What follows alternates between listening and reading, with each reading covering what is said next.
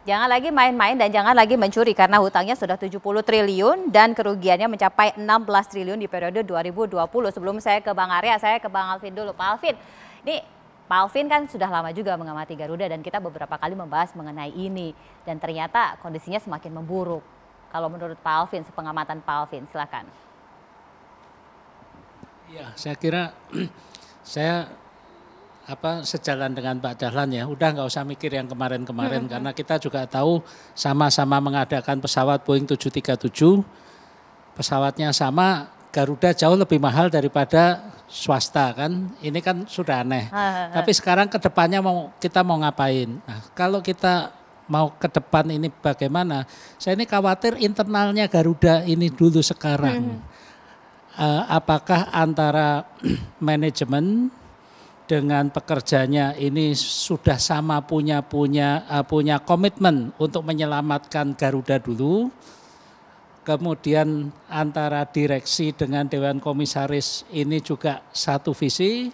Kemudian Dekom dengan owner ini kelihatannya juga ada masalah.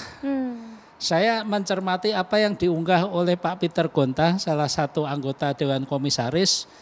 Ini juga sangat tercengang saya bahwa ternyata ada klaim ya bahwa antara lain dari Kementerian BUMN ini juga sering intervensi ke kebijakan Garuda. Nah, bahkan tanpa melewati komisaris.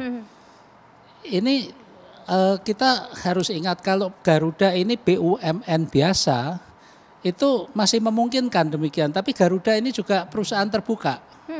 Nah, perusahaan terbuka kalau memang ada kebijakan dari pemerintah mestinya lewat RUPS atau tertulis kan. Nah, ini saya kira Pak Arya ada di sini ini perlu juga diklarifikasi sebab sebagai perusahaan terbuka ini melanggar kan kalau ada campur tangan Kementerian BUMN langsung kepada direksi tanpa lewat komisaris dan sebagainya.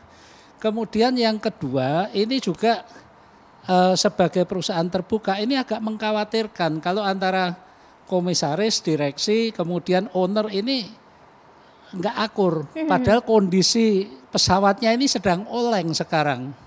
Ini sangat berbahaya. Jadi saya kira kita perlu segera bertemu ya Menteri BUMN, komisaris dan direksi, satukan visi, kemudian juga mengajak pekerjanya. Saya juga mendapatkan kopi dari Sekarga dan sebagainya bahwa mereka juga punya semangat untuk menyelamatkan Garuda, bahkan potong gaji pun siap. Saya kira ini penting karena sampai saat ini beban operasional Garuda ini masih tinggi, gaji, insentif dan sebagainya masih mengacu pada kondisi normal, padahal ini kondisi tidak normal, jadi perlu disesuaikan dulu.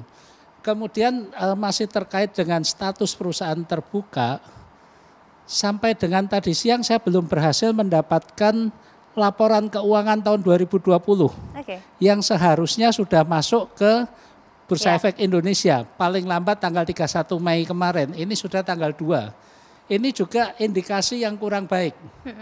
Apakah ada masalah antara temuan auditor dengan owner yaitu Kementerian BUMN atau mungkin juga ada transaksi besar yang masih perlu didalami lagi. Tapi ini bukan tanda-tanda perusahaan yang sehat dan dalam kondisi seperti ini pemerintah khususnya Kementerian BUMN perlu menjaga kepercayaan pasar terhadap Garuda ini. Bukan hanya pemilik saham tapi lessor, kreditur, masyarakat luas ini dan kreditur itu bukan kreditur besar juga ya. Kreditur kecil-kecil ini juga banyak yang membuat seragam, yang membuat tas apa. Ini mereka juga tunggaan cukup banyak. Saya kira ini perlu diperhatikan, gitu Mbak. Ada banyak catatan sebelum nanti Bang Said juga pasti akan memberikan pandangan. Bang Arya, ini saya mencatat saja mulai dari intervensi pemerintah, kemudian penyesuaian di internal, termasuk laporan keuangan. Banyak Bang Arya. Tes. Makanya kita sepakat sama Bang Peter tadi, kita akan kurangi komisaris nanti. Nggak hanya ngurangi gajinya. Kita kurangi komisarisnya nanti. Pak Peter berhenti.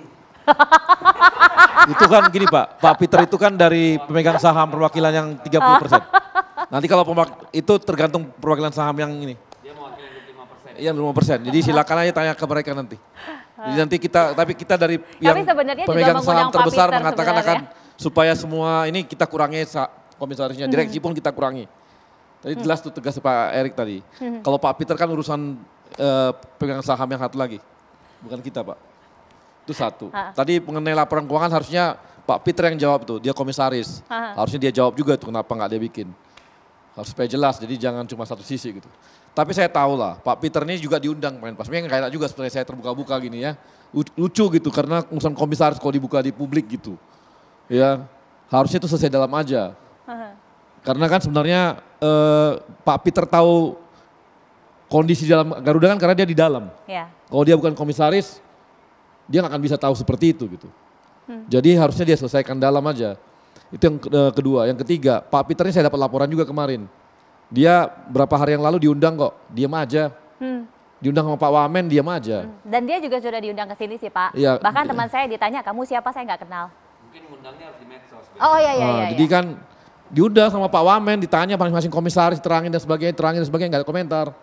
Tapi komentar di sosmed, ya Pak Peter sebagai senior harusnya ngajari kita yang muda-muda juga bagaimana perilaku komisaris. Gitu loh. Saya clear kalau itu. Kemudian yang kedua, kita harus jelas lah. Saya sepakat sama Pak Dahlan, Bang Deddy dan kawan-kawan gitu ya. Ini memang berat kondisinya. Udah megap-megap. Garuda. Garuda ini bukan lagi kondisi waktu itu sudah mepet. Sakaratul maut. Iya, waktu sudah mepet. Kalau nggak ditanggulangi berhenti. Karena apa? Karena dia sekarang ini operasional dia, pendapatan dia itu sudah sangat rendah. Equity dia itu makin lama makin habis. Udah minus kok. Iya. Jadi artinya dapat dari penumpang itu dipakai untuk operasional langsung. Ini kan kalau nggak diselesaikan bisa bahaya gitu kondisinya. Makanya kita bilang bahwa kondisinya Garuda ini sekarang harus secepatnya kita restrukturisasi. Seperti kata Bang Dahlan tadi, ini harus negosiasi dengan leaser. Karena kuncinya di leaser. Penyewa pesawat nih. Ini kan Garuda ini harus kita tahu. Ini Garuda ini banyak sekali, leasernya aja banyak banget. Nggak hanya satu, nggak dua, nggak tiga, belasan. Dan ada yang bisa kerja sama, ada yang enggak gitu. Itu ada. Jadi kita akan coba untuk yang bekerja sama, kita coba. Tapi identifikasi awal apakah memang harus sedemikian banyak lasernya? Ya makanya kita nggak usah ngomongin yang lama lagi. Ya. Ini kan yang lama ini semuanya udah kita sekarang ini, makanya sekarang ini, tapi ini juga susah.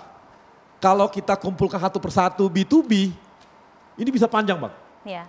Dan ini kondisinya udah berat, maka kita harus cari cepat.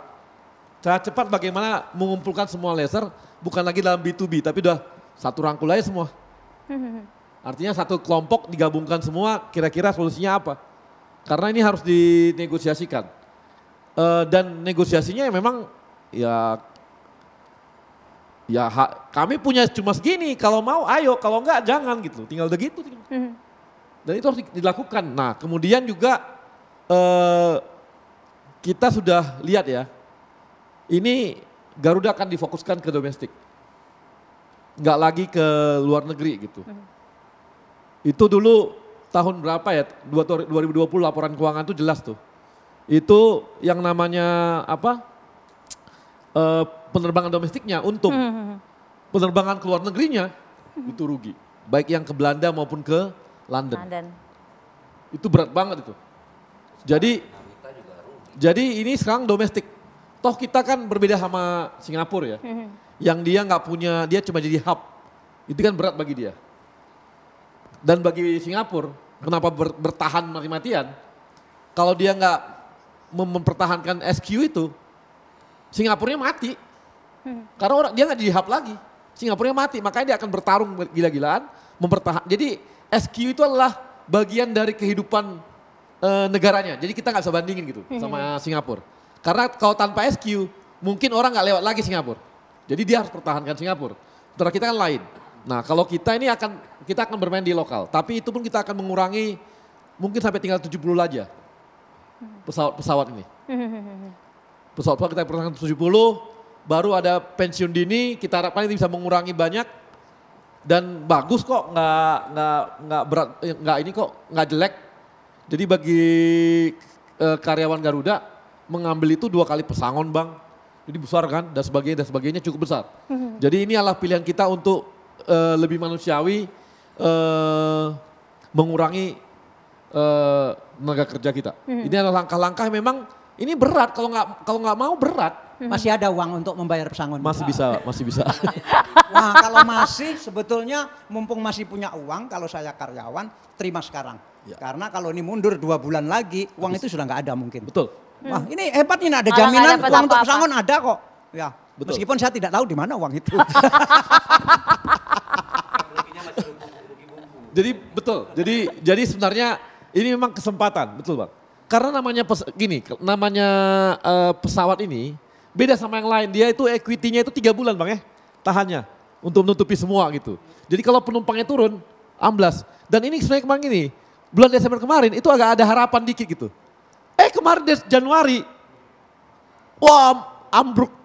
Sampai kemarin kita waktu lebaran, waduh penumpangnya Wassalamualaikum warahmatullahi wabarakatuh cuma gitu ya 800 penumpangnya. orang Bang, 800 orang penumpangnya. Ini kan berat bagi Garuda gitu. Jadi ini adalah langkah-langkah kita ya, kita coba terus cari jalan lah. Restrukturisasi, negosiasi dengan lessor dan bagaimana, karena gini, ini kan kontraknya kita pusing. Ya. Di situ ada tertera misalnya. Nah, ini Kalau menarik kita ini. membatalkan kontrak, maka kita harus bayar full sampai habis. Dan itu ditanda tangan ya ketika Ya itu ya. udahlah kita nggak usah diomongin lagi. Oke. Ya itu yang harus kita tanggung secara biaya, anggaran. Makanya kita mau nggak mau negosiasi nih. Apalagi kan kemarin udah ditangkap KPK, berarti ada yang udah ada urusan negatif itu udahlah. Itu urusan belakang, yang masih bersih-bersih ini kita coba negosiasi. Bagaimana kalau lebih jalan pintas lagi Nah, ke KPPU? Udah ini lebih pintas lagi. Ini nggak bisa tunggu-tunggu. bukan KPPU, satu Ke lagi. KPPU, yang ke PKPU. Hah? PKPU. Nah. Ke PKPU. Sudah jalan pintas besok lusa ke PKPU. Kalau kreditor tidak mau membawa ke PKPU. Iya. direksi bawah. Udahlah, ini selesai. Ini udah ada tawaran PKPU. Menurut saya itu Jalan. mungkin satu-satunya jalan. Ada satu solusi, nanti kita coba tanya sama Pak Said sebelum melanjutkan ke Bang Arya sesaat lagi, tetaplah bersama kami.